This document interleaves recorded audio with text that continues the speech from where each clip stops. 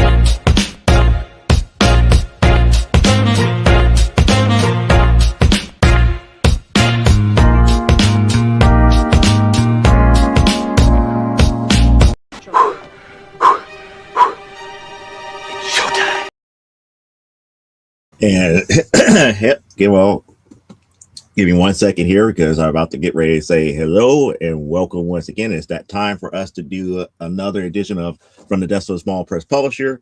I'm your host, Joe D. McPhee here. And only thing I got to say up to this point, being back, a week out of C2E2, a part of me feels like,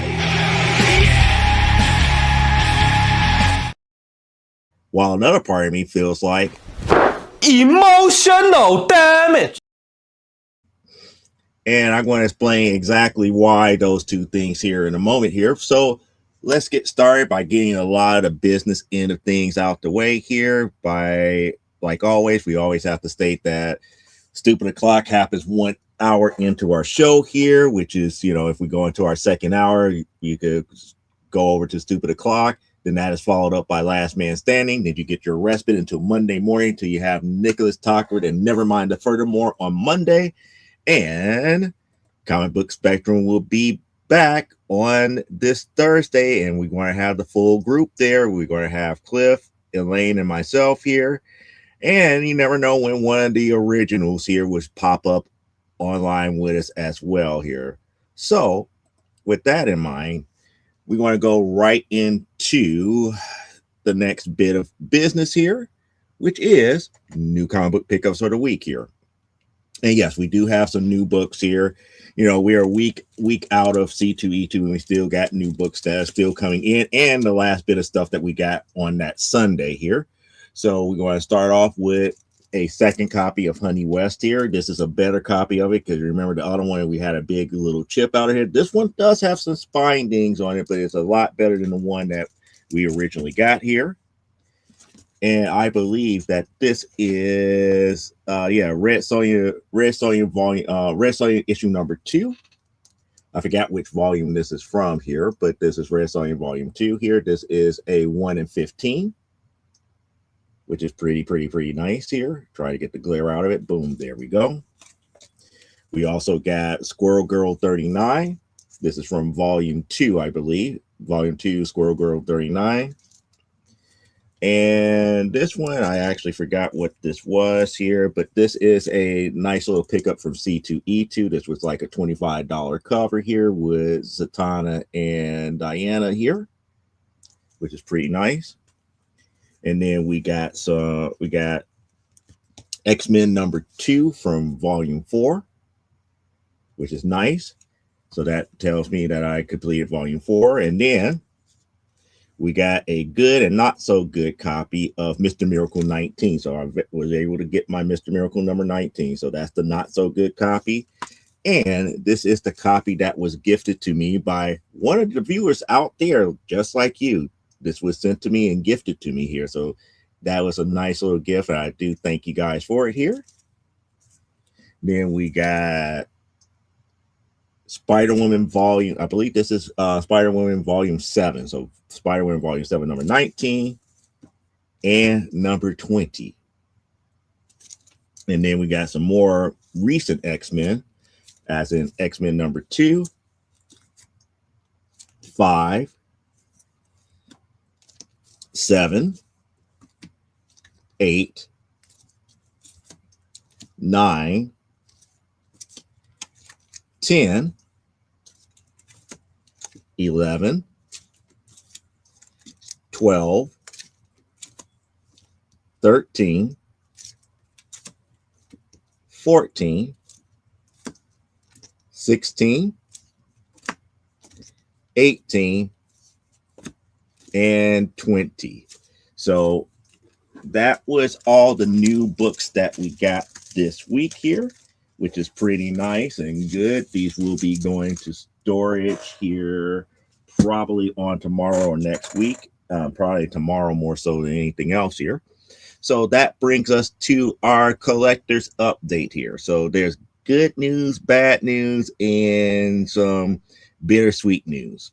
So when we do our collector's update, we're going to start off by saying, nope, we couldn't find anything FinForce related as of right now. But as of right now, it is truly official here. We have all volumes of Mr. Miracle, Source of Freedom, and the Seven Soldiers stories, Mr. Miracle.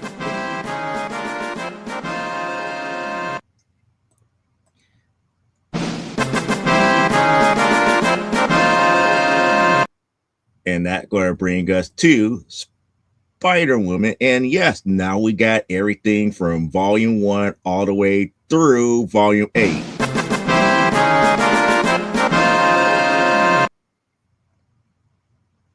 And that's going to bring us to our Uncanny X-Men update here.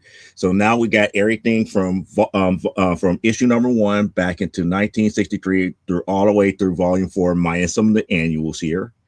We're only missing issues 20 and 22 from Volume 5. And then from Volume 6, we missing issues 2 through 10, 12 through 14, and 22 to whatever is current here. I don't think we had reached issue 30 yet, but I think that was what CLZ was telling me that was the most recent issue here. Wonder Woman, we could have started the process to knock the number down a little bit more from C2E2, but I'm not paying C2E2 prices for those older books here. So that's the reason why we haven't seen that number, the numbers changing for this one here. However, for the Uncanny X, for the regular X-Men series, so from the Jim Lee 1991 series to now, we now officially have from that issue number 1 all the way to the end of issue 4, not including all the annuals.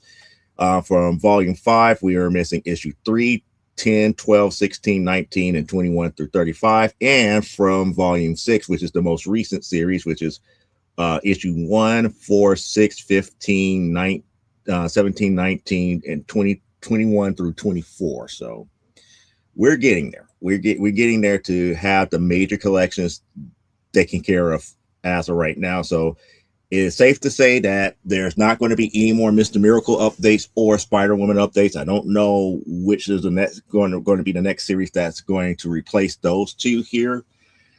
But like I said before, I am having a hard time finding, recent issues of Film Force and a couple other things here. So that brings us to production updates and everything. We got back. I started back to working on the role-playing game, which is good. We got a couple of descriptions and stuff to finish on that before we could get that edited. We figured out what was going wrong with the foiled version of issue number 5 for primetime Saturday night, and what actually happened with the A cover for Legends of the Giant Slayer. Both of those have been taken care of. It's been sent, the printer is taking care of that, and I'm just waiting for the final proofs to come in, and then that way, from this point forward, we got clean copies of everything. So those who want to keep their error copies, they can. But the thing about it is that we're going to have nice, good copies of everything here. We don't have to worry about Legends of the Giant Slayer issue number 2. That's already done. It's just a matter of getting it over to Elaine when we need to get that done. So that frees me up to either finish Primetime Saturday Night number 6 or Amazonian number 8 here. In addition to that, like I said, we got the role playing game that we're looking into. So with that in mind, we're going to deal with the first half of the main topic here, which is the C2E2 recap here. As far as sales wise was concerned, it was a very good year for us here. We did make better than what we did last year. Last year was a disaster. Last year, I have to admit, it was a disaster. Whenever you don't make, it's like any money that you make is a bonus. And I'm not going to sit here and complain and be like, oh, it's complaining this, that, and the other. But usually for that show, we do okay. We don't get into the thousands of dollars, but we do okay. This year we did very, very well. I wish that we have continued success, but the continued success here is because of a lot of things that went on behind the scenes here. Like, for one, we were a part of a scavenger hunt, so that means that people who had to come and seek us out, we was able to have undivided attention on our products and was able to shoot our shot and actually pitch and sell the way that we need to pitch and sell here. The second thing that worked out for us here is that we did get the word out about where we're at on the showroom floor. Even though we're still we was up in the front, we actually had people seeking us out and stopping there first before they go out to Artist Alley and all the small press booths and everything to that magnitude here. So with that in mind, being able to sell slabs this year, which was great. We actually had people that actually picked up slabs or our books. That was that made my heart breathe a sigh of relief, because that tells me that people are liking what we do and liking it enough where they're picking up the one-of-one type stuff that we're doing behind the scenes here. All of the different signature series sketch covers and stuff to that magnitude. So that is a great sign here. More things that is happening here. We teamed back up with Greg Horn here. Was able to give him several copies of AWF number 3. Now, why AWF number 3? Because he did the cover for that. So pretty much, if you follow him and follow his Whatnot shows, you might be able to get signed copies from him, both CGC and non-CGC related here. And if you like the artwork and everything, come back and check with us here, because we still got to do AWF number 5, which is also another cover that he did for us. We just haven't released it as of yet. And then on top of that, having people look at our wares and really coming back and supporting not only myself but also Elaine, who also has her In the Coming of Night graphic novel that's out there, plus The Enslaved, and people would pick it up copies of those two things as well. It was a great feeling to have those type of things. And then I was able to convince Elaine to do a Storm number 1 sketch cover for the very first time. So I'm going to be on the prowl pushing people to say, to go out to her social medias and take a look at that cover. If you like it, go ahead and buy it from her. Because again, she up here is like, nobody's going to do that. It's like, look, somebody bought the sketch card of that exact same graphic that you did. Right. Put it on a Storm number 1. I bet you somebody will like it and buy it from you. And she did. So I'm going to be, that cheerleader, be like, go Elaine, go when it comes to that as a whole here. So next year, I already started the process for next year. We're not going to be in the front anymore. And the reason why I'm planning to give up my premiere booth space is that we're not around like product anymore. It is bad to where we're at now, where because there's no other like product or comics that's like us around. When you read around things like hairpins and purses and Pokemon cards and chocolate and fudge, nobody's going to stop to be like, oh, here's a comic publisher right here. They want to see, oh, Pokemon cards, oh, fudge, oh, hairpins, and they're gonna walk right past us. However, when you're around, small press booth or artist alley, people are going to stop to look at the artwork, to look at what you really do, to look at the books and everything, and take their time. So this is one of the things that I always feel about some of the more major, but yet non-participatory shows from larger and mid-major publishers. I feel that it's a bad thing because usually, the bigger companies used to have big booths at shows like C2E2 and all of these other places, but now they're pretty much only relegated to the biggest and best shows here. So like, a San Diego Comic-Con, you might have a Marvel and DC presence there, or at a New York Comic-Con, you might have them there. C2E2 was like number 4 or 5 on that list, and they're not there anymore.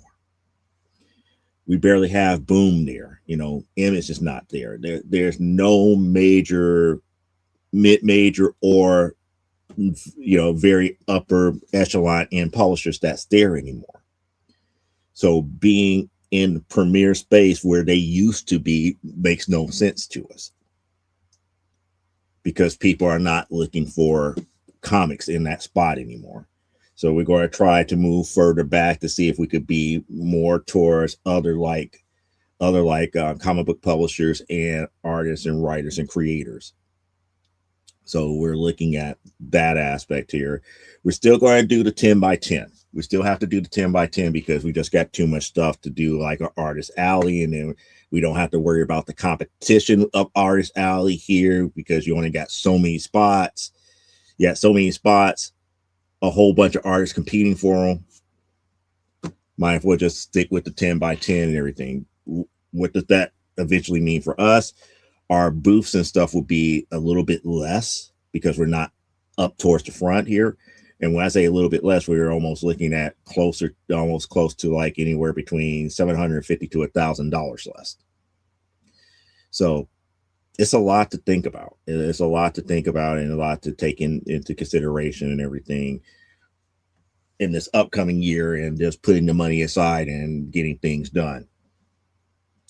And like I said, for me, it's more like it's a heavy heart because of the simple fact that I started C2E2 in this area. I have established, and like I said, because I established a presence with Marvel and DC and everybody else there, unless you are a local, you would never know. You would never know that I was truly there in the middle of everything here. So now, since things have evolved and we're around a lot of more of the pop culture type gizmos and gadgets and other celebrated things, it would be to our best interest to yield that spot to somebody that needs to be around that type of product and be able to sell, where we can move back to where we need to be around other like products where people are seeking out comics. Which brings us to the second part of the recap here, which is the part that saddens me the most here. The part that saddens me the most is that because of the vastness of C2E2, there was not a lot of comic book vendors there. And when I say comic book vendors, I talk about actual brick and mortar stores selling comic books. And those that were there, they really didn't bring that much of a selection of books. What they brought was a lot of the FOMO-ish type books, or the older books that, or the older books that people really wanted to have as their grails. So one of the things that I brought up here that I eventually got at C2E2 was like the first, excuse me, the first printing of Mr. Miracle #1 from the Tom King run, because that first printing was hard to come by. Short print run. It was a short print run. Then the second and third, and the director's cut was, I think, had a higher print run than that first printing. So I was able to finally get one here, but I saw a lot of Hulk 181s. I saw all of these bigger books that were there at big price tag labels here. But what I didn't see this year was the $1 boxes, the $2 boxes, the $3 boxes. They were few and far between here. There was one vendor that was way back in the back that had $2 boxes. I was able to raid them on the last day here. I believe Torpedo Comics was there. They had like each book, you know, in their bins, they had each book was like $3 was $3 unless you get 7, and it was like for 20. So if you get like, it's like $3 a comic or 7 for 20. And then I forgot what the other one, you know, vendor was. I believe he was connected to Harley Yee, and they had boxes of comics, and each one of their comics was like $5 a book, unless otherwise marked. So, you know, the days of $1 bins and 50-cent bins, it seems like they're gone away. The thing that could have made vendors money are gone. Now, I do get if we got vendors that's coming from states away, you don't want to bring that many books, and I get it. So I understand people like Metropolis Comics and Harley Yee and some of these other bigger ones that were there. I could understand that they want to focus on owning the older stuff, but there wasn't really many local places that was there. And when I say local, I'm not talking about just in like the Chicagoland area. I'm talking about, you know, within like the North Midwest. So we're talking about Wisconsin, Indiana, Michigan. Not many vendors at all. And the depressing thing was there was not a lot of modern books there. So I was going around looking for, like, I want something that was more recent, some of the more recent stuff that came out, and I couldn't find it. I had somebody give me a list of things that they was looking for, and a lot of it was independent type stuff, but it was also more modern. And when I say more modern, it's like within like the last 15 years, going around from vendor to vendor to vendor. No, we didn't carry that. No, we didn't bring that with us. Oh, and there was another vendor that really kind of like grind my gears, because they had all of this Marvel stuff and all of this independent stuff. So I went there for a lot of the independent stuff. I was like, no, we didn't bring that type of stuff. We only carried the more popular stuff. And up here, it's like, it grind my gears, because all this Marvel, all the independents, like, well, where's your DC? Oh, we don't carry too many DC books. We don't care about DC. I was like, wow. And I was like, that would be a hard sell for me to have a pull list at that store. Not to say that I'm a big DC fan, but I get a little bit of everything. And if I can't go, back issue diving at your store because you don't really carry DC, then that's a problem. But it's weird going into a show like this, and it's focusing in more on the big boy books or the Grail books, especially modern Grails or silver, bronze, and golden age Grails. There's no in between. It's like, normally it's like you have places that will give you like that starter pack type deal. And when I say the starter pack, it's like they got, the $3 books, $2 books, and $1 books, where you can start getting into the collecting habit, and you can start picking up missing issues, or you could browse through them and be like, oh, I heard good things about this title, and pick up this issue. It's not going to cost me too much. It was very dismaying, because it's like, with the handful of vendors that they had there, and when I say handful of comic book vendors, I mean literal brick and mortar stores. Now, they had people there that may have like graphic novels and stuff to that matter too. It's like, yeah, that's okay, but we're talking about single issue comic book vendors. few and far between. It was very few and far between. It's like most of the vendors that was there was either toy vendors, pop vendors, and everybody else was like, if you're not looking for old school or high end or what was considered a Grail like book, you're kind of out of luck here. I was just so happened to be lucky at C2E2 that I was able to pick up a Mr. Miracle 19, because Mr. Miracle 19 is not a Grail book.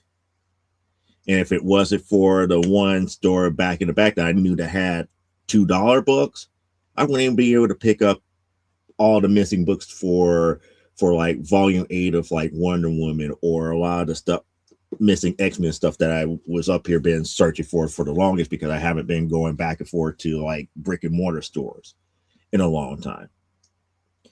So it's like it was disheartening. It was very disheartening, because when I think about old school Comic Cons, one of the things that you're kind of hoping to pick up is maybe a comic book or two, whether it be from your favorite artist, your favorite writer, or from the publisher that you like the most here. There was ways to always get something that was on the newer end of the spectrum. And then if you was missing issues, like recent issues, there was always somebody there that had recent issues that would have been in like, you know, $1 box, $2 box, or $3 box, or a $5 box. Not too many people had that. Everybody had books and they wanted skyrocketing money here. And what do I blame for that? I believe it's like I shouldn't blame, but I feel that the way that the secondary market is today, it's kind of ruining people getting into comic book collecting today. This hobby is no longer a simple and cheap hobby to get into.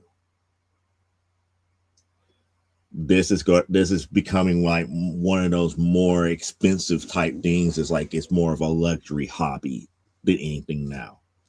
It's not something that it's like that you could pick up and go anymore. And that's kind of saddening, because you know, you never know. It's like with $1 and $2 boxes, it's like you go through them, you're like, this looks interesting. I might put that, I put that in my pile just to check it out here. Since there was none of that here, I'm not going to go and spend $15 at an artist alley table for a title that I don't really know if I'm going to like it or not, unless I know that artist, and I know that artist very well, or know that writer very well, or love all his stuff up until that point to give it a true try. And you might end up finding a brand new favorite if the price was right. If the price was right to get you into it. It's like for example, it's like I'm trying to think what the last book that I got that was like at like $1 box that I just immediately just started chomping at the bit to get to it. It's been a moment here, because dollar bin diving is it's a luxury. To me, it's a luxury, not a necessity. But then again, I'm the person that's going out here to Hip Comics for their 49-cent auctions now. Because I'm picking up books there and hoping to find like some new stuff that I could pick up, and at 49 cents, it's like I'm not going to complain about that, even though the shipping and stuff is exorbitant. But 49 cents a book, if I'm paying on average anywhere between $2 and $5, and sometimes I get those books for 49, sometimes I get them for $1, sometimes I get them for $2, sometimes I get them for $3. But if I stay around there, it's like I'm picking up books that I normally would not give a second thought to if I had to pick them up for full price here. And, with the way that the economy and stuff is, it's like it's getting harder and harder to say that comic books is a luxury. To me, it's more along the lines. It's like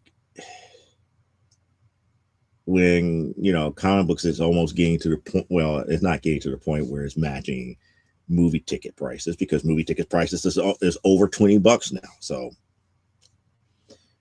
but for those who are really like in the high end collecting that have to have those incentive variant covers and everything, yeah. If I had to choose between an incentive cover for like $25 or going to the movies here, maybe it'd be better to just to go to the movies here. The movie might be more of an experience than, a poorly written, 16 to 24 page comic book, if you get that much content. But saying all that to say here is that it's just kind of sad that a lot of those vendors are gone away. And I was seeing, a lot more of vendors dealing with keychains, purses, I won't say accessories, but apparel, acrylics, statues, rosin statues. And it's a good thing that there's more product like that out there, toys and all this other stuff. It's good, but at the cost of having less and less comic book vendors there, that's a problem. And then I also have to take a look at booth prices have been skyrocketing as a whole too. And that's me being where I'm at, and being the fact that I have been doing premiere space for close to like 15 years. I look at, in certain vendor spaces, they're getting 20 by 20s, 40 by 40s, or bigger to show their wares, and that's a pretty penny. So they gotta make their money to kind of break even, because the overhead and what they gotta do to pack up the books, unload the books, set up everything, set up their areas and everything, and pretty much from day one until it's over with, it's like sell to kind of break even for the space, and then some, or consider the space as a loss and just try to make what you can. It's just I get it's the equitability of, if you brought the wrong stuff, is it worth taking the stuff home? And that was one of the things that made last day of the show so interesting back in the days, back in like the 90s. Well, I should say it this way: when I was back on the other side of the table, when I was the guy that's coming up to the artists and everything, and not the one producing the books here. When I was on that side of the table, that was one of the most awesome things ever, to get that to that last day of the show, and it had the vendor to like, look, I don't want to take all this stuff home, this, that, the other, make me a deal, and you could barter out a good deal where you could get like several short boxes or a long box of comics for anywhere between $200 to $300. Those days are gone, because those vendors are no longer there. They're not bringing that type of inventory anymore, and it's sad. It is very, very, very sad. And this was like the first year that I came to that realization, when I started looking for books for other people. And I thought, it was like, oh, these are recent books, shouldn't be that hard. It was like needle in a haystack. If they was looking for older books or Grail type books, I'll be like, oh yeah, they got that. This is how much it costs. This, yada, yada, yada. But I just don't know what to make of this modern age of collecting right now. To me, it's kind of like Bizarro Land. And shout outs to Bizarro World and DC Comics, because it just feels that way. It feels as much as nobody really collecting the more recent stuff, and the recent stuff is not being celebrated at these shows, unlike the Grail books. And a lot of my Grail books were like is like out of my price range for a show like that, especially if I'm exhibiting there. I don't have the discretionary $200 and $300 and $400 for one issue. That $200 better get me at least somewhere about 50 to 100 books. I just can't do it. It's like I have to have like a very, very good con, or I have to have that money set aside before going into that show. And it's really messed up here. It just really feels messed up on that aspect as far as the lack of comic book vendors, true comic book vendors, and the inventory that they bring now. And I get it from their point of view. They want to make the biggest bang for their buck. They really do. And we got a comment. It's like she said, sorry to, oh no, that's no big deal. No big deal here, Elaine. I made mention about how you did well with In the Coming of Night and The Enslaved while we were there here. But you know, you heard some of the comments that I was telling some of the other people dealing with the lack of comic book vendors and the fact that there was no recent stuff that they were selling. A lot of the recent stuff was not there, and then there was no real vendors out there selling, selling $1 and $2 bin boxes all that much. Something that was, something that was a staple in like the 1990s and the early 2000s in this day and age does not exist. It just doesn't. Now, why? I just don't know. But at the same time, I also look at the secondary market, and it's like a lot of these brand new books that's coming out. It's like issue number 1 of Dork should not be $50 on the day of release. Speculation and FOMO has made this secondary market blow up books before its time. And it just doesn't make any sense. And then you go to a comic book show like a C2E2, and you go around and try to look for a Dork number 1 first printing. They're going to look at you funny and say, we don't carry it. We don't have it. We're not carrying it.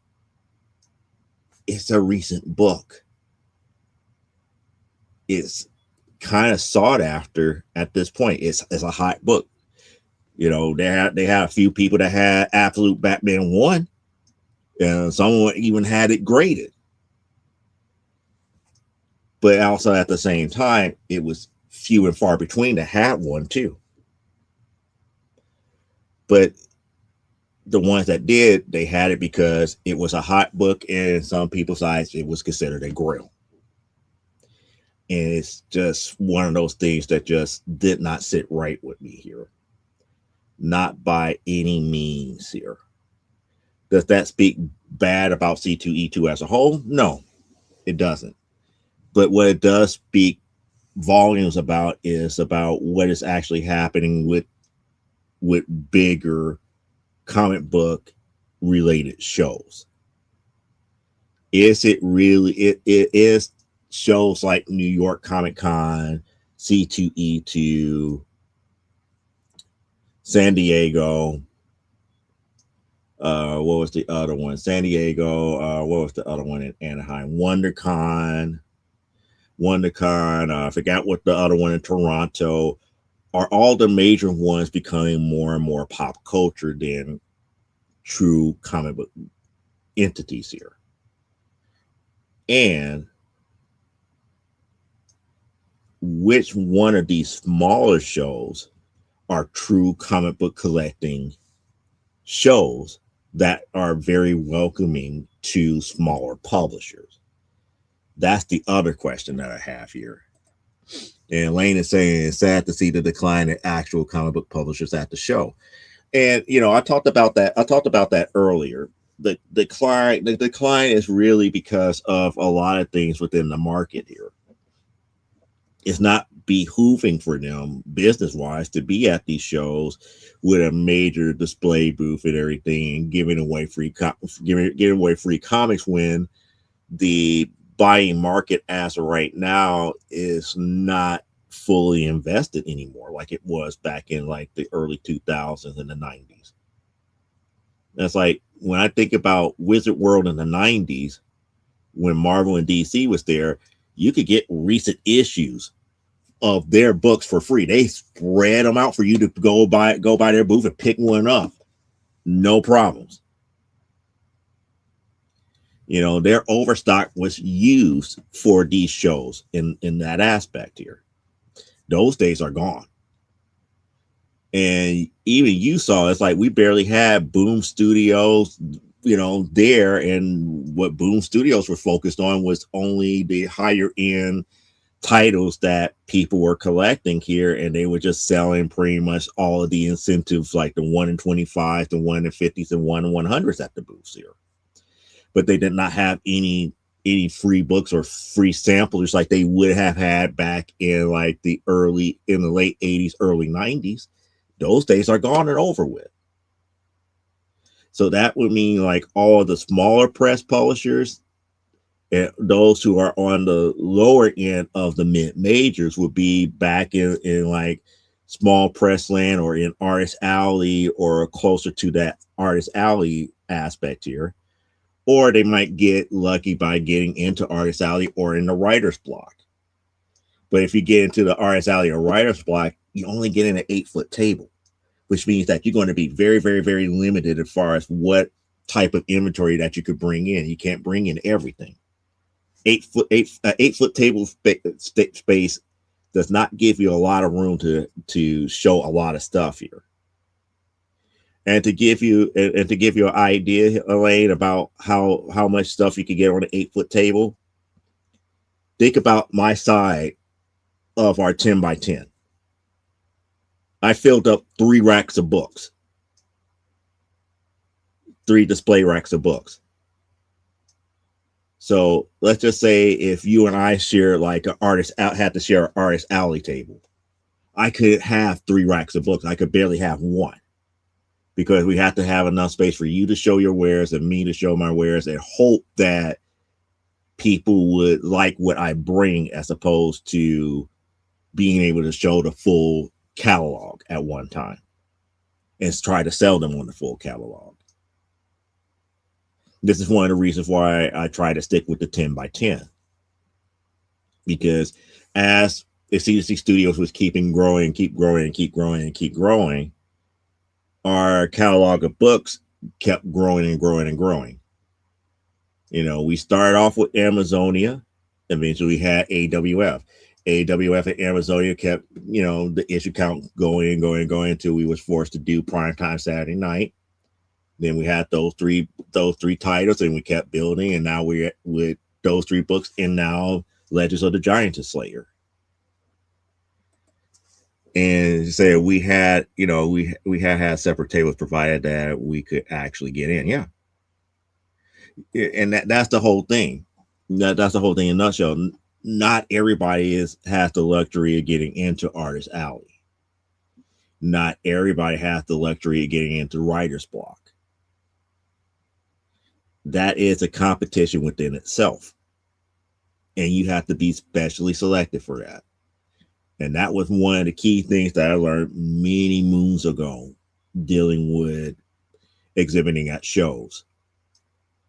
And it was a nice lesson that Reed Pop is a good lesson that they gave to me, because I learned firsthand, because they had that come to Jesus meeting with me over the phone that says, like, look, it's not like you're not an artist or anything to that magnitude.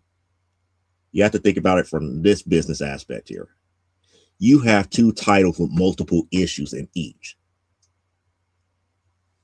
Don't always think that you can't wear that artist hat. Sometimes you have to put on that publisher's hat and think and sell as a publisher. It might be your way into a lot more shows that way. They were the ones that told me that.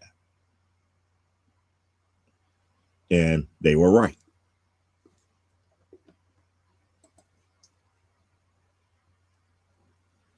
I don't think I could get into Artist Alley anymore. I don't think so. I don't think so, because the grading criteria for Artist Alley is a little bit different than for getting a actual booth. There's a difference. See, I had to have major fans of my artwork before people could be like, yeah, he could come into Artist Alley, and he's kind of like one of the few people that we could count on to be here and be able to sell his wares without any problems. And the guidelines are also different too for Artist Alley as opposed to having it, a 10 by 10. Writer's block, I might be able to do more so than anything else. I might be able to get into the writer's block faster than an Artist Alley. And I believe that I don't know, maybe the competition is just as steep too.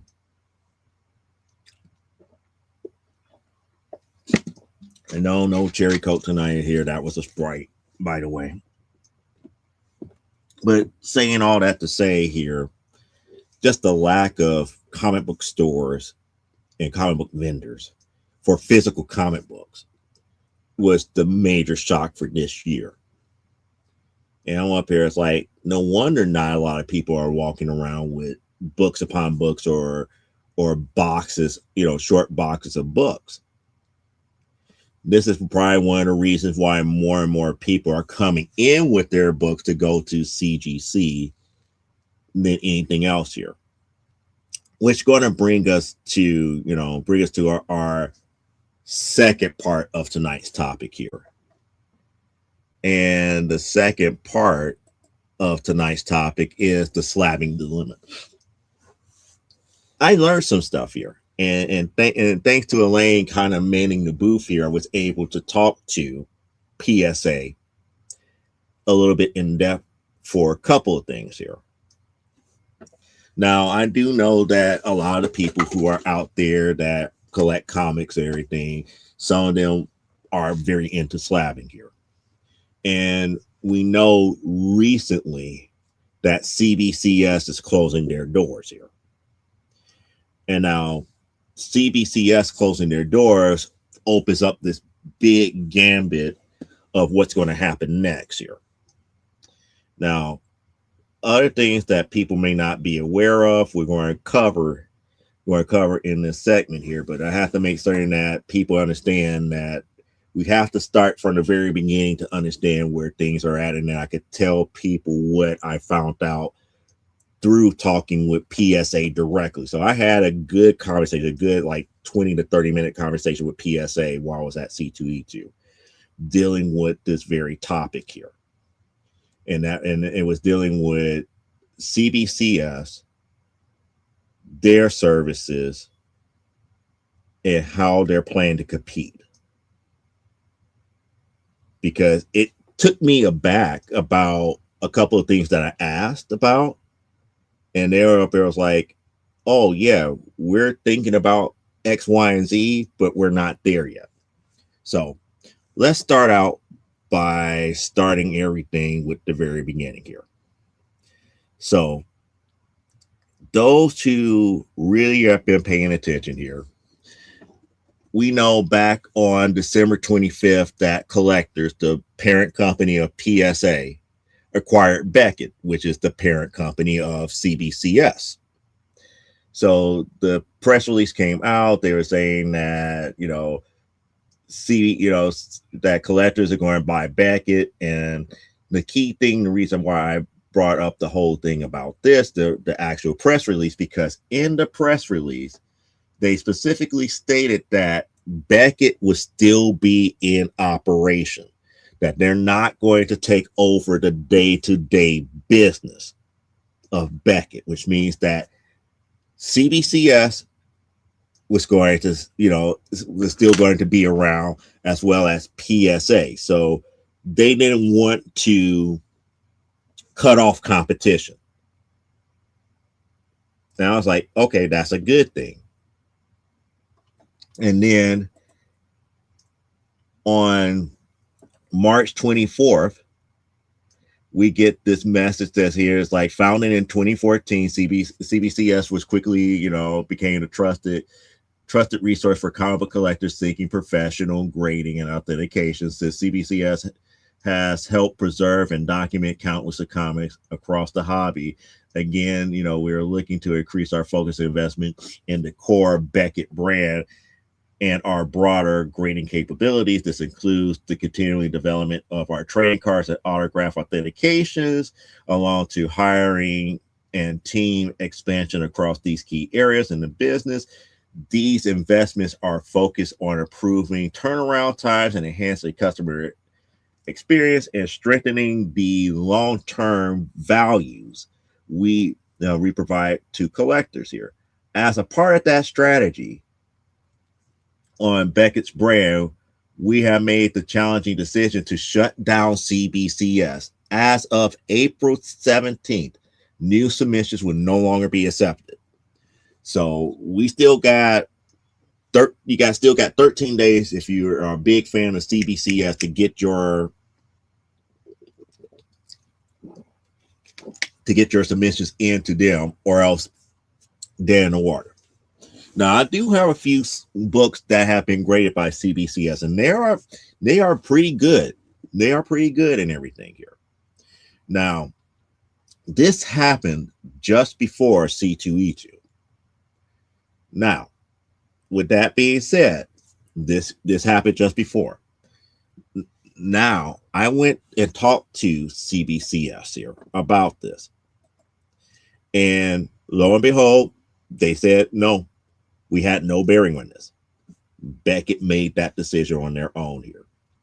And then what I found out here through looking at other things that was being said about Beckett on the interwebs, there is a good possibility that they was losing too much money.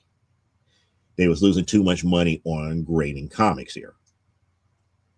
Now, the key thing that I also found out by talking to PSA here is that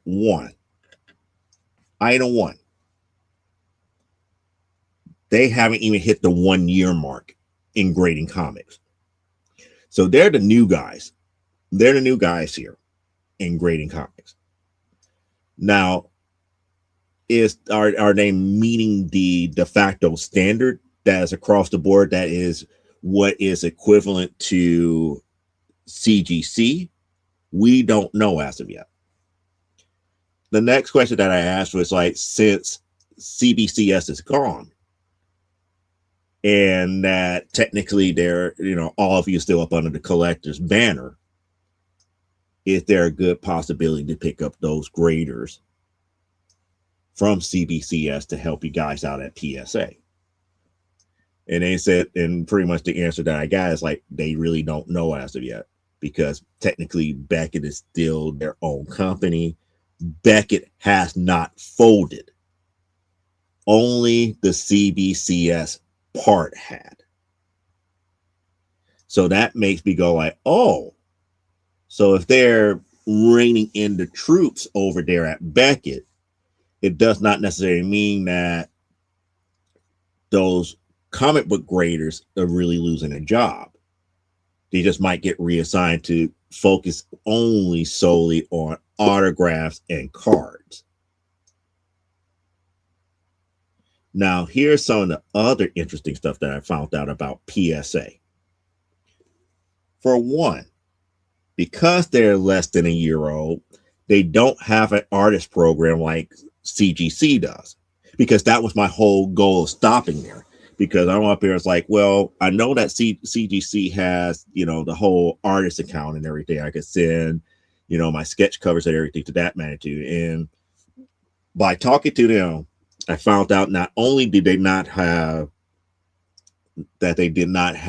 a artist account and they could validate artist sketches and stuff to that magnitude, they can't even grade sketch covers. That is outside of their realm as of right now. So you can't really submit sketch covers to them to have them to get graded. Yes, they may have the better cases, but they don't have just the bare basics as of yet. And that caught me off guard, because it's like, you guys are about to move into the number 2 spot when it comes to grading comics here. Because I don't see PGX stepping up. I don't see EGS stepping up. I don't see any other company stepping up. It means that the only people that are really there on the slabbing aspect, where people are looking at it on the secondary market to see that their books are the value of what is truly out there, is CGC and PSA. Now, since I found out that PSA is really like that newborn baby, it's going to be kind of like one of those things. Do you make that decision to watch it grow up and be a part of that grassroots, to kind of start sending books to them and hope that the values grow to the point to be competitive to CGC? Do you play the wait and see game? At this point, I'm at the wait and see, because without them having an artist account there for me, I'm awfully hard pressed to send any book to them for grading. If they had an artist account already established, then I could start with my own books, which to me is not as costly as sending like a Mr. Miracle #1 or X-Men 1 to them. That level of trust has not been there as of yet. But I'm not saying that PSA is a bad company. I was just more through the moon that they shared this information with me at the show, because I was like, you guys are really trying to develop my trust in you. I appreciate that. I appreciate that. I appreciate the honesty. And that's the clear thing that I could honestly tell other people. It's like, they were straight up for it. It's like, nope. What happened with CBCS is still Beckett. Beckett is still operating as normal. Collectors has no bearing on that. When they told me that they're still less than a year old, they can't grade sketch covers. They don't have the artist capabilities here. They do have the signature authentication portion of it. They still, can do any other books here. But they're saying, for us being 1 year into grading comics, we're trying to do very fine. And you have to be mindful. CGC's booth, to be quite honest, is like 40 by 40. Or it's like either 40 by 40 or 30 by like 60, because it's like a big triangle where they have all their setups. You could register your books to be sent in and all this other stuff right there on site. PSA barely had a 20 by 20, and they had like maybe like 6 or 7 people there.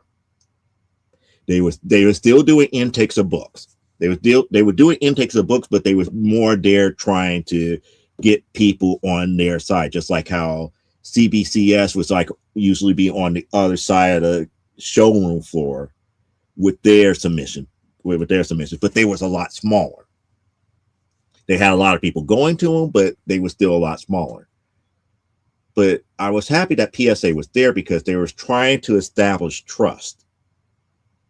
And to give you an idea how close they were literally maybe like 3 or 4 hours away from CGC.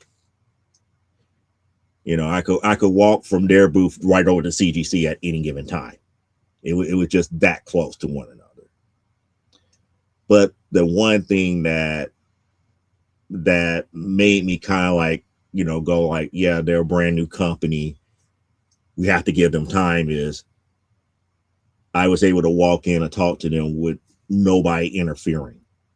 There was literally nobody going there giving them books giving them books like one right after another. So they was there, pretty much, say, here, check us out. Here's the specs of what we do. This is what we're trying to do. And if you're ready to go ahead and submit a book, we could take the submission here and now, I should say. But with that being said, now I have to get to the thing that kind of sort of took me aback. And I hate the fact that the interwebs are trying to be undefeated again. Now, we got this statement from a higher up at CGC here. And pretty much they took their shot about CBCS stopping their grading here.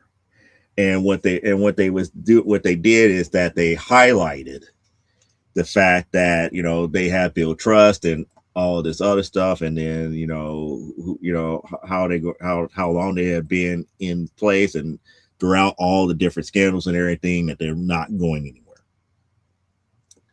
And a lot of people felt that this was in bad taste.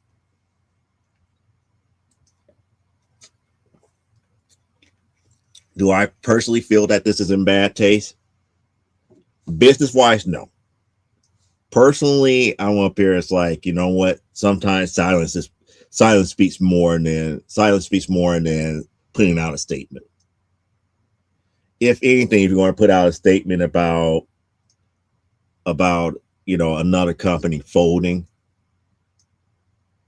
you need to put it in a positive aspect to say that we appreciated the competition. It's like, because of CBCS, we had to get better, and we do appreciate the fact that you gave us a good run for our money, and that you're going to miss them.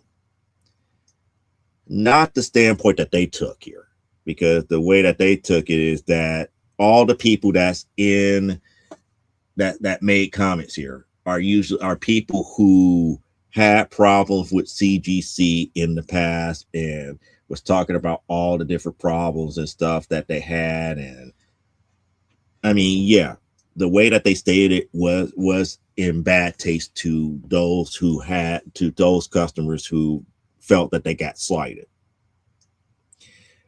If I was in their shoes, I would have, if I was in their shoes, if I was the CEO, I would have been more celebratory to say, we will miss you.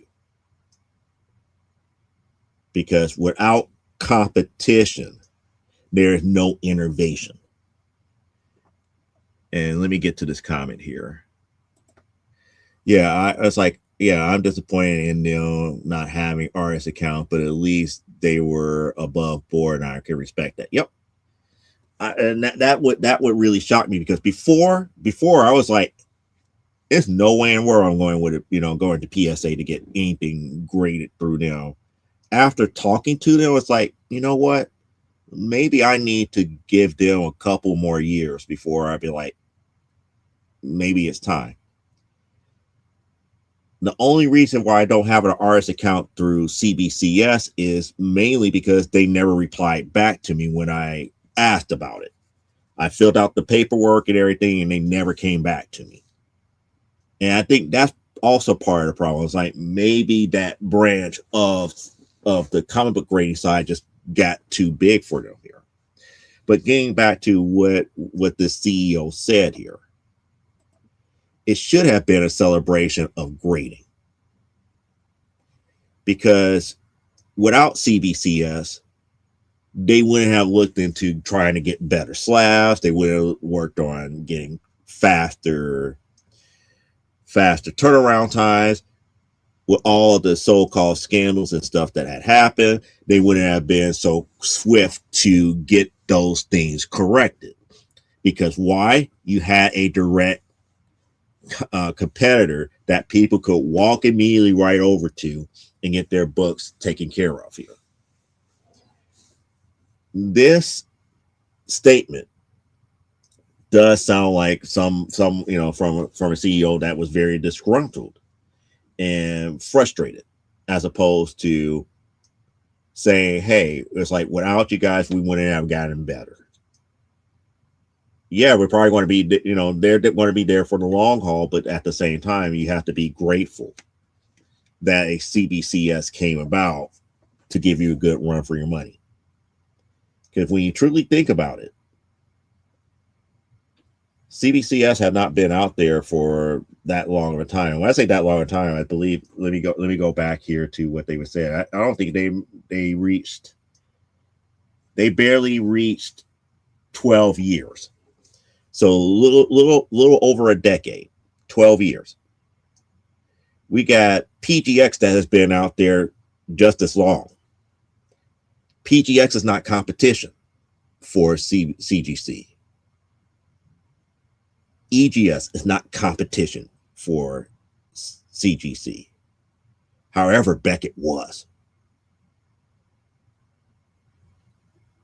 What, how it came across to us collectors, it did kind of leave a sour taste in our mouth. This CEO statement, it did. I'm not going to lie, it did.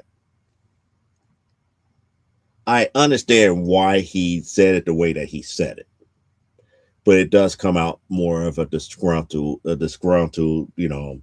He's like, see, we crushed our competition and this, that, and the other. It's like, yeah, but that's not the way that you celebrate something like that.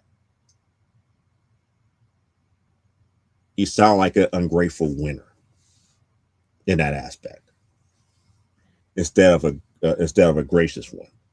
A gracious one would thank CBCS for pushing them to the point of where they're at right now. Now the question becomes this: can PSA push you in the same light? Now you got another fledgling grading and authentication company coming up that pretty much has, or I should say have, but can call Beckett for advice. Ask them about things that help them make them a competitive force.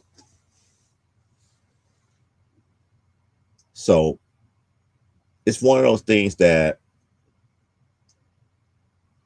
for me, it's a wait and see. I'm not going to stop using CGC, especially after a statement like this. It's not going to stop me from using them.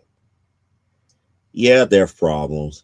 Every company has problems. Everything is not going to be hunky dory, and everything is going to be great in the greater scheme of things here. But how they did what they did is what. Oh my goodness, there he is. There he is. There's Raymond Leonard. What's going on with you, bro? What's going on with you? Hopefully you caught the very beginning of this actual of tonight's topic here. I talked about C2E2 as far as the lack of actual brick and mortar stores there, and the fact that you couldn't pick up recent comics here because most of the vendors brought only Grail books and the more higher price stuff to try to pad out making their booths and stuff back. Right now we're on the second part of it, about the slabbing dilemma, what's going on between PSA, CBCS, and CGC. And Ray would say, I'm good and just tuned in. Oh, okay. So, you might want to go back about like 20, 30 minutes here, because it's like I talked about that at the very beginning of tonight's topic here. But I was just finishing up covering the whole CBCS going to the wayside and going bye-bye. Beckett is not going away. The bigger company is not going away, but they're not doing comic book slabbing anymore. Beckett is not doing comic book slabbing anymore. PSA had nothing to do with it, even though collectors bought Beckett. So the bigger umbrella company had nothing to do with CBCS going away. The fact that PSA, which is up under collectors, which is the bigger umbrella company, has only been doing grading for less than a year. They haven't even hit their 1 year mark as of yet. They don't have an artist account programs anymore. They cannot do grading of sketch covers at this point. They can do signatures and they could do any regular books here, but anything on the artist related tip or on the sketch cover type tips where you have an artist drawing something unique on the cover, they cannot grade those as of yet. And the response from CGC, had just turned a lot of people's stomachs. It's just weird. It's getting to be like the wild west out there when it comes to slabbing now. And the thing about it is that what I was telling the majority of my watchers here is that we're kind of in a wait and see with PSA. They're the newborn baby of grading as of right now. We have to see if they could push CGCs, to the next limit here. And when I say push them to the next limit, it's like the people who control the bigger market share are only as great as their competition. So if we go through another lull where CGC really doesn't have competition, we're probably going to see more and more people complaining about the lack of service and all this other stuff here. But if PSA gets to the same point that CBCS was to CGC, we're going to see a lot more innovations, especially when it comes to things like the actual slab casings and everything. Maybe it's the consistency with grading. We just don't know as of yet. And he's saying, yeah, wow, I really heard that CGC is a mess. It's really not a mess per se when you are the de facto standard. And when I say the de facto standard, we're talking about not necessarily as far as how they grade the casing that they encase your books and stuff to that magnitude in. It's more along the lines that a 9.8 up under their grading system commands the most money. No other grading company can guarantee you the biggest bang for your bottom dollar for a 9.8, unlike CGC. PGX 9.8 is not even a 9.8 on the CGC scale. It is a lot less. The fact that CBCS is going away, a 9.8 in CBCS, I would say, and I can't say 9 times out of 10, I would say 8 times out of 10 is a 9.8 at CGC and could command the same amount of money. That competition is now going bye-bye as of April 17th. April 17th is the last day that CBCS is accepting submissions, and they're closing their doors for comic book grading. Beckett, the overall company itself, is not giving up grading itself. They're still doing trading cards, sports cards, signature, authentication, and all the other stuff, but they're just not doing comic books anymore.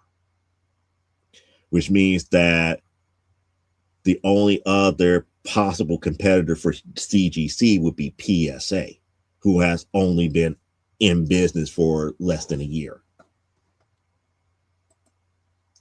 Yeah, it's getting wild west territory now. It's like I hope that PSA it would be good competition. People have already proven that the encasement slabs that they use at PSA is a lot sturdier than what they use at CGC. The only things that we don't know as of yet is the comparableness of the grading itself. Is a 9.8 at PSA the same as a 9.8 at CGC? And on the secondary market, does that 9.8 command the same amount of money as a CGC graded book? We don't know that as of yet. Why? Because of the simple fact that PSA is still a fledgling company. And when I say fledgling, it's like they haven't been out there that long here. Yeah, that's what I'm hoping. That's why the reason I'm saying that it's really more or less a wait and see in this aspect here. I'm keeping my fingers crossed here. And what makes me hopeful was the conversation that I had with them at C2E2. They said, yes, we are going to at least attempt to get artist accounts soon. Not within the next couple of months, because like I said, they're less than a year into grading comics. but they see where they need to go. They said it might be more than a year or two before they start opening up the doors for artist accounts here. It might be another year or two before they do sketch covers and start grading the one-of-one sketch covers from artists. When that happens, I believe that's when the ball really gets rolling, and we really will have the actual numbers to compare to see if a 9.8, a 9.9, and a 10 at PSA commands the same amount of money as a 9.8, a 9.9, or a 10 at CGC on the secondary market. And to be quite honest here, with CBCS leaving the way that they're doing, the way that they are as of right now, it opens up that door for PSA, but at the same time, is it really one of those things that they could play catch up and catch CGC to be actual competition here? So Raymond is saying hi and Elaine is saying hi back. But I'm keeping my fingers crossed on this one. PSA was one of the few companies that really impressed me by being straightforward and honest. They could have, lied through their teeth, but they didn't. They came out as like, no, we're less than a year old. We know where we need to be, but yet growing pains. We have to grow into it. And for them to come out to say that they can't do sketch covers nor have artist accounts as of yet spoke volumes about the integrity of that company. Not to say that CGC doesn't have integrity. Don't twist my words here. I'm not saying that at all.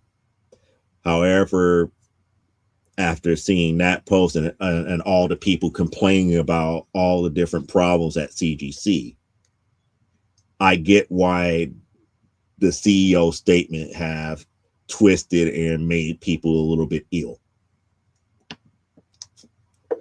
But also at the same time, looking at it from the business aspect here, a statement needed to be made.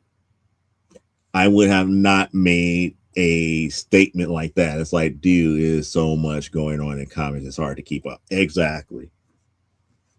I wouldn't have made a statement like that here. I probably would have celebrated the fact that we would thank CBCS for the 12 plus years of competition.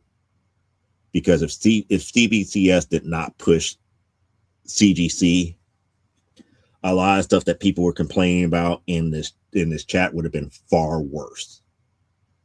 Far worse. However, not to say that the CEO was not wrong about them being around for a lot longer. It's more along the lines of like, you just don't want to do anything in bad taste. But I also want to tell the people in the chat, and not in the chat, but in that in the comments for that post. Sometimes, and this is the favorite thing that I know that you're a follower of. Sometimes you just got to vote with your money. If you're just that fed up with CGC, if you're really that fed up, take your money elsewhere. If CBCS was really their true competition, why haven't you taken your money over there? And you want to know why you haven't taken your money over there? Because I'm pointing my finger at you, those people that are in the chat complaining. You got caught up in your own greed with the secondary market. You got caught up with, well, my 9.8 CBCS slab is not getting that full $200 like that CGC 9.8 is. You want to know why? It's because you're not really hyping up the fact that 9.8 is equivalent across the board here. It's weird because I have seen people crack out 9.8s at CBCS and send it over to CGC. It's a 9.8. And I also seen it vice versa. But you guys got greedy. I want that extra $50 for that Web of Spider-Man #1. I want that extra $2,000 for that Golden Age Grail that the CGC slab gets over that CBCS. But yet, you're still not the ones validating that the grading over there at CBCS is equivalent. People keep forgetting that the secondary market, the supply and demand, is made by you, the buyer. If you're looking for slab books and you're treating one company more prominently than all the others, that's on you. This is the reason why I say I'm in that wait and see. Because there have been PSA slabs that have been in heritage auctions as of right now. They have not seen the same types of numbers on the older Grail books on heritage auctions as of yet. They're close to those numbers. I have not seen anybody truly complain about a 9.8 not being equivalent at PSA that is the same as CGC. I have not seen that as of yet. However, people are quick to say, because it's in a PSA slab, that is not generating the same type of numbers on the secondary market. And that's on you. That's on you, the buyer. If there is truly no difference between the two, why aren't you going after that PSA slab? Just saying. I could say the exact same thing with the CBCS. Why didn't you go after it? Because deep down, you saw more value because of greed on the secondary market. Not to say that CGC is the better company. You saw the final results. And you valued that over the possibility of just having your favorite book. Just saying. If you keep everything on an even playing field, you get your true answer. When you see across the board, when you have a 9.8 CBCS slab and a CGC slab of the same book, and you do not see equivalent money going across the way here, that them going for similar pricing, that's not on anybody but the buyers. If the grading is exactly the same, then why are you trusting one company more so than another? Just saying. That's just the true reason why I said for me, PSA is a wait and see. Not to say that PSA did not deserve the right to get my business. I'm waiting to see if that equivalency can be established. If that equivalency can be established, I would send business to both.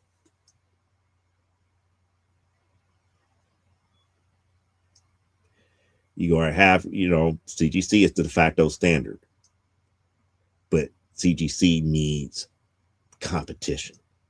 It cannot be a monopoly. And technically, it's not a monopoly because there's other grading companies out there. But those grading companies are not true competition. They have less market share as of right now. PSA, I don't know what their market share is at this point in time. I know it's greater than 10% because of the simple fact that PGX and some of the other ones are not even at 10% of the market share. So it is what it is. But saying all that to say, you know, it is the Wild West when it comes to slabbing now. And I begin to understand why a lot of content creators, especially on the comic book side, are trying to rally the troops to go back to raw books. And me as an individual, I have stated this several times on the show, I'm more of a preservationist. I don't believe in slabbing every book unless you're truly preserving the book. And when I say preserving the book, I mean the actual print totals or the copy counts are really that low, then your best option is to get it encapsulated. I don't have a problem with people using mylights and bags and boards and stuff to that magnitude to keep up their books. That's the proper way to do it here. But with the advent of encapsulation and actual grading, those should be reserved for those books that need to be preserved. Your Uncanny X-Men #1 for 1963. That's a yes. I would say go ahead and get that slab. Absolute Batman #1 that just came out a few months ago. That's a no, dog. That's a no. Too early. We don't know the staying power. We don't know how long the series is going to last. Now, maybe 20, 30 years down the line, I would say yes. That would be something that I might want to get it preserved here. See, and you know, there's no wrong answer about that. There's no wrong answer about being a slabber or a person that loves slabs. I only feel that slabs is only needed to preserve. Their preservation. Well, I can't really say it's a true preservation tool, but encapsulation does protect the book to a certain degree more so than mylights. And that's the way that I look at it. You know, I'm not looking at every book to get graded. But I know one thing is like books that I do get from like the 1930s, the 1940s, the 1950s, eventually they're going to get encapsulated. You can only do so much, and you can only set up a certain schedule to replace and rebag and reboard those type of comics so often. I'm not going to be one of those people. I can't afford right now with my schedule here to be one of those people to be like every year or every other year going and rebagging every last comic that I got. It doesn't make any sense to me. But also at the same time, I'm not one of those ones to be like, oh, I got Absolute Wonder Woman #1 that just came out 2 weeks ago. Now I gotta go and send it to CGC before I could capitalize off of maybe tripling my money if I ever decide to sell it. I'm not one of those people either. And you know, the secondary market really makes things convoluted. The idea of flipping newer books and flipping, you know, what is considered FOMO books, fear of missing out books, has ruined a lot of things here. And I believe it also took things such as shoot, give me a second here.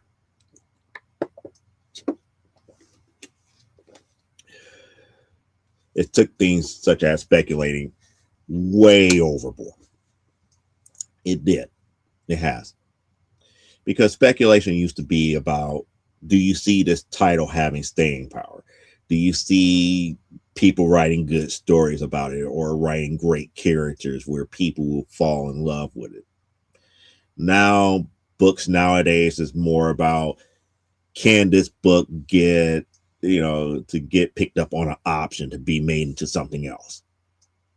And what's the likelihood that this book is going to be made into something else? And then on top of that, if it gets made into something else, does that bring newer readers to your title? That last part rarely happens. But because of the speculation of all of that, people get greedy and look at the value of the book at the height of its popularity and don't think about the crash that comes down once that title's day in the sun goes away. It's always about staying power. And when I say about staying power, I talk about longevity, ongoing series, and everything to that magnitude. When we are at the point now where we're seeing more and more limited series, more and more books going, 12 issues before it gets collected and sent into a graphic novel to try to recoup the money from single issues, it just doesn't work very well on the secondary market. It doesn't work very well for the speculation of it. People are even still to this day trying to speculate on television and movies, where I have said several times over, and people have not proven me wrong on this. It is easy to have a comic book reader to go and watch a comic book movie or a comic book TV series. It is not easy for a TV watcher or a movie goer to watch a comic book movie and then come back to try to read a comic. The mediums are too different. What they are used to consuming is what they want to consume. They want to consume a movie. They want to consume a television show. 9 times out of 10, they don't want to read the source material. 9 times out of 10, that happens. Now, for those rare few that want to read the source material, it is available for them to do so. The second problem with this here is that when they want to do it, brick and mortar stores do not have anything that is recognizable to them to get them immediately in. There's not a one-to-one correlation to movies and TV series that directly links back to the comic book series itself, where that new person who only knows the television series or movie can walk right into a comic book store, pick up a comic book and be like, now I understand why this, that, and the other. Because they see one-to-one correlation. That has never been established. Not at all. But yet, all these speculators want to still say, like, oh, when this television series come out, everybody's going to be flocking to this. And I was like, yeah, there might be a little bit of a bump, but you're not going to get many moviegoers or TV watchers coming over to read the comics like you think. You might get a handful, but you're not getting the thousands and thousands like people are hoping for and keeping their fingers crossed for. The mediums are too different. Been saying that for the longest. The mediums are too different. For a comic book IP to last nowadays, it has to be convertible to one of those other mediums. I'm not going to argue against that. But once it gets to that other medium, there's no guarantee that the people who consume movies are going to come back to read comic books. There's no guarantee that somebody who likes television shows or watch TV are going to come back and read comics. But you pretty much guaranteed that comic book reader who picked it up and loved it from day one, They're going to go and watch that movie. They're going to go and watch that TV series. They're going to break it. They're going to try to break it down and say, oh, this was wrong about that, and that was wrong about this in the movie. That's guaranteed. But it doesn't always work the other way around. It's not a two-way street. The other fans, the movie fans, the TV fans do not always cross back over. And that's what a lot of these speculators have to understand. It doesn't work both ways like you think here. It can, but it doesn't. The mediums are too different. Heck, I got X-Men novels written by Chris Claremont. And those who love those novels don't even come back over to read X-Men comic books. The mediums are too different. Those who read novels are going to stick to novels. They're not going to go and come back to comic books or graphic novels 9 times out of 10. And to me, that's an easier sell than those who watch movies or television. So if that's happening just within that genre of media, why are you having so much hope for a television option or a movie option on a comic book series? It's kind of speculating on the wrong thing. Now, there are a few examples. Here. I mean, I've seen an uptick with all this stuff with Invincible, but Invincible has been out for several years, and now the TV series and stuff are out here. The Boys is another example where there's a big uptick now because of the TV series and everything. But that speculation is after the fact that these TV series have been out for a while. They've been going through multiple seasons. And now people are finding out that there might be a one-to-one correlation between the TV series and the comic books. Not so much with Walking Dead. Walking Dead was out way longer than the TV series came out on TNT, I believe, had the Walking Dead series. And now they're doing like Walking Dead Deluxe, where they're re-releasing everything now more so in color and kind of like adding those things that they did in television. And I think the Walking Dead series is no longer on TV, so it's kind of like going in like this up and down type aspect.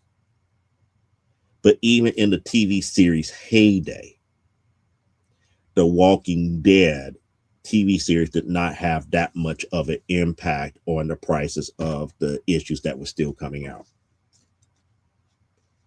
You got to be careful with the speculation here. Speculation should be limited to the staying power of the comic book series as is. You shouldn't have to worry about movies. You have to worry about TVs, cartoons, and all this other stuff. It should be about the staying power and the popularity of the comic book on its own merits. But that's enough ranting for me here. We're almost at an hour 30, almost at an hour 40 minutes here. So that means that my East Coast people who are watching, I'm about to give you 20 minutes back of your Saturday here. That way you could go and enjoy your Saturday just like the rest of us here in the Midwest and on the West Coast here. We'll have another episode of Comic Book Spectrum this upcoming Thursday. Cliff should be back as well. That is a good thing here. Hopefully everything that I talked to you guys about, the recap of 2026 C2E2 makes sense here. I hope that I add a very good perspective on the whole slabbing drama that's going on right now. I hope that I give you, a good point of view on that. I'm not saying one is better than the other, but when you look at it from the bigger picture here, and I know how sometimes people think. People feel that, well, collectors sabotage CPCS. It's like, no. They was above board about that. Like I said, I went back to the original press release and showed you in the original press release that Beckett still has control over CBCS. I went to their press release, Beckett's press release, about the real reason why CBCS is going away. I even talked about the post, the if I could say, the not so well received post by CGC dealing with the scenario here. And I gave you all points of view on how to really take it here. But it's still up to you to form your own opinion. Don't take my opinion for it. I want you to form your own. You could look at those posts again. You could rewind it back. You could read it for yourself. Put it on slow-mo. You can read everything for yourself here. I had all the links and stuff in each one of those screens. So if you want to do it, but the major thing here is that I want you to form your own opinion. Don't always follow the opinion of these so-called influencers. Make up your own mind. And I told you, my opinion as of right now is a wait and see with PSA. We need to know if PSA can be a good competition for CGC. If so, then both CGC and PSA are going to have some great service to offer. If PSA is not, then you might go and see a little bit of regression with CGC. That I can pretty much guarantee. Why? Because the greater your competition, the more innovation happens. But that's if you are that's if you're into slabbing. If you're not into slabbing, don't worry about it. Just maintain your raws to the best of your ability. And Lane say, I'll catch you on Thursday. I'll be reviewing a book I found on Kindle. Cool. Liking number 1. Excellent. So that was a preview of what's to come on this upcoming Thursday. So on that note, live life, grow, and be well. And we're about to be out of here. Have a great rest of your Saturday. And I'll catch you here next Saturday for another episode of From the Desk of a Small Press Publisher. I'm your host, Joe D. McPhee, and we are out. Bye.